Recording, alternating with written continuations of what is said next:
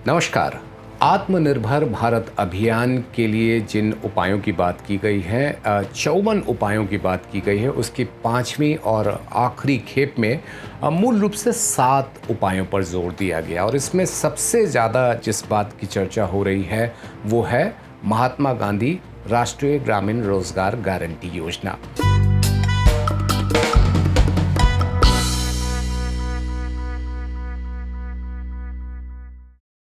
इस साल के बजट में 61,500 करोड़ रुपए का प्रावधान किया गया था।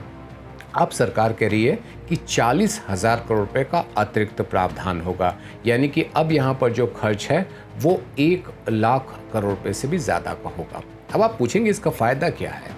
इसका फ़ायदा ये है कि इस पे ज़्यादा जो जोर दिया गया है वो है कि ग्रामीण इलाके में जो लोग वापस जा रहे हैं, जो शहरों से महानगरों से वापस जा रहे हैं, उनके लिए रोज़गार की बात की जाए। आपको पता होगा कि जो महात्मा गांधी राष्ट्रीय ग्रामीण रोजगार योजना है, ये कानून के तहत है और इसको हम लोग कहते हैं डिमांड ड्रिवन स्कीम, यानी कि जो इसकी मांग करेगा उसको सरकार की ये जिम्मेदारी है कानून के तहत वो उसको मुहैया कराए। ये 100 दिनों की निश्चित रोजगार की बात है, इसीलिए इसमें हम लोग गारंटीड एम्प्लॉयमेंट स्कीम की बात करते हैं।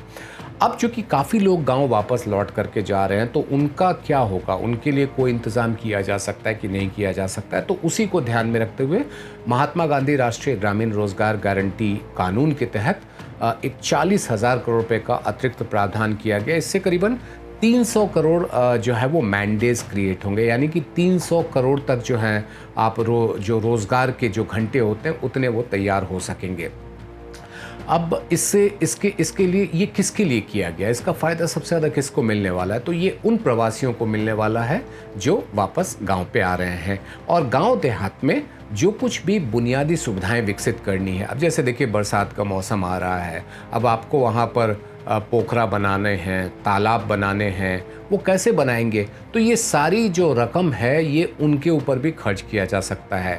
पहले ही जो मनरेगा है उसके तहत बहुत सारे असेट क्रिएशन, यानी कि गांव में मान लीजिए कि स्कूल की बात आती है या फिर कुछ और निर्माण कार्य होता है, वो पहले ही मनरेगा में शामिल किए जा चुके हैं। अब जो नई गतिविधियां हैं, ख़ास तौर पे जैसा मैंने आपसे कहा कि तालाब पोखरा वगैरह बनाने हैं, वो इसमें शामिल किया गया। तो ये एक बहुत ही महत्वपूर्ण है, इससे काफ़ी ज़्यादा फ़ायदा जो है वो हो सकता है, ख़ास तौर पे जो लोग गाँव आ गए हैं।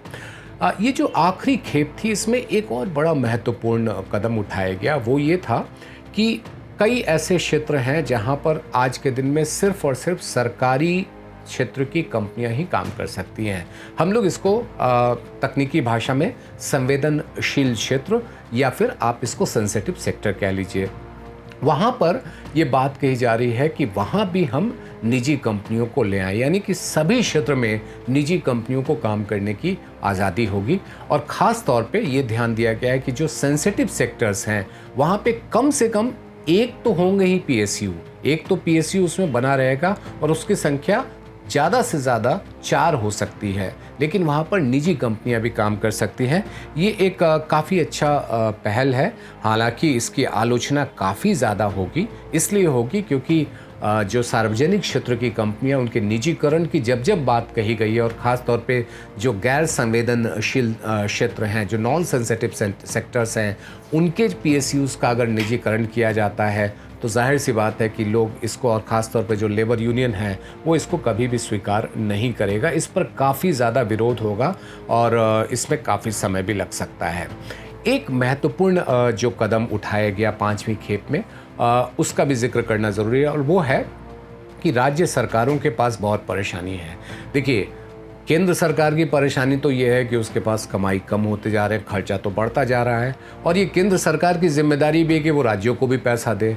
अब राज्यों की परेशानी है कि उनकी कमाई तो हो नहीं रही है, व्यापार नहीं है, कारोबार नहीं है, आर्थिक गतिविधियां करीब करीब ठप पड़ी हुई है।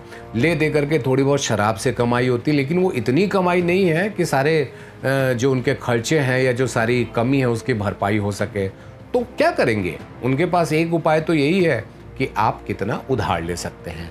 तो कई राज्य सरकारों ने केंद्र से बात की थी कि उनके लिए जो एक सीमा होती है, एक कानून बना हुआ है जिसको हम लोग कहते हैं state fiscal responsibility and budget management act. ये कानून क्या कहता है कि आप कितना खर्चा करें और खर्चा अगर आप ज़्यादा हो रहा है तो आप कितना ज़्यादा उधार ले सकते हैं। मूल रूप से ये इस बात पे करता है कि खर्चे और आमदनी के बीच का जो अंतर है, जिसको हम लोग अर्थशास्त्र की भाषा में फिस्कल डेफिसिट भी कहते हैं, वो कितना हो सकता है। तो ये कहा गया 3%, यानी कि केंद्र सरकार के लिए वो जीडीपी का 3% है और राज्य सरकारों के लिए ग्रॉस स्टेट डोमेस्टिक प्रोडक्ट का 3% हो सकता है। अब केंद्र सरकार ने कहा है कि आप 5% अपने जो आपका जीडीपी है, जो स्टेट स्पेसिफिक है, उसके 5% के बराबर आप उधार ले सकते हैं। इससे कितना पैसा आएगा? इससे अगर मैं पैसे की बात करूं तो लगभग 4,28,000 करोड़ रुपए आएंगे और इसके पहले जो उनके पास व्यवस्था थी वो 6.41 लाख यानी कि 6,41,000 करोड़ रुपया पहले ही उनके पास उधार लेने की व्यवस्था है। अब 4,28,000 और वो कर सकते हैं। तो अगर आप देखें तो लगभग 10 लाख करोड़ रुपये, 11 लाख करोड़ रुपये तक की वो उधारी कर सकते हैं। राज्य सरकारें जब उधारी करती हैं तो वो अमूमन लंबे समय के जो बॉन्ड होते हैं, 5 साल 10 साल, उतने समय के बॉन्ड के लिए बॉन्ड के ज़रिए वो बाज़ार से पैसा जुटाती हैं। और जिस तरीके से केंद्र सरकार की एक जिम्मेदारी होती है कि जो उन्होंने उधार लिया उसका पैसा अदा करें, उसी तरीके से राज्य सरकार की भी ये जिम्मेदारी होती है।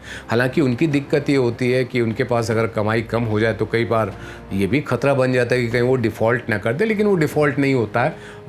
ये बहुत समय से चली आ रही व्यवस्था। आप नया कर्ज लेते हैं पुराने कर्ज का कुछ हिस्सा चुकाने के लिए, ये व्यवस्था चली आ रही है और ये फिलहाल चलती रहेगी। लेकिन इस समय में जब संसाधन की बहुत ज़्यादा कमी है, जब आपके पास कमाई नहीं है, तो अतिरिक्त उधारी के ज़रिए राज्य सरकारें जो हैं वो पैसा जुटा सकती हैं। एक बात और मैं और कहना चाहता हूँ, अगर राज्य सरकार को आप उधार देना चाहें तो आप भी दे सकते हैं। शर्त इतनी है कि वो रकम 2 लाख रुपए कम से कम होनी चाहिए। तो अगर आपके पास 2 लाख रुपए हैं तो आप राज्य सरकार को अपना कर्जदार बना सकते हैं। एबीपी न्यूज़ आपको रखे आगे।